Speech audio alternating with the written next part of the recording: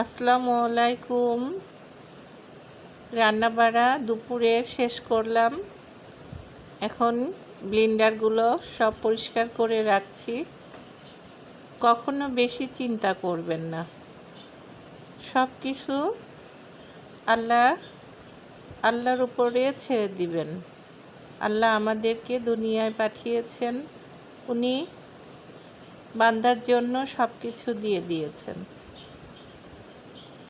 আমাদের 5 বছর পরে কি হবে, 10 বছর পরে কি হবে,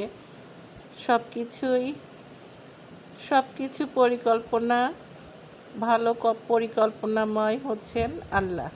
আল্লাহ যে পরিকল্পনা করে রেখেছেন সেটাই আমাদের জীবনে হবে। এই বিশ্বাসটা রাখলে অনেক শান্তি পাবেন, অনেক টেনশন ফ্রি থাকবেন। সবসময় হয়তো বলতে পারেন বেশি জ্ঞান দিচ্ছি না। আসলে পৃথিবীতে তো আমরা কেউ থাকবো না, সবাই আমরা এই পৃথিবী ছেড়ে আমাদেরকে একদিন না একদিন দুনিয়া ছেড়ে চলে যেতে হবে।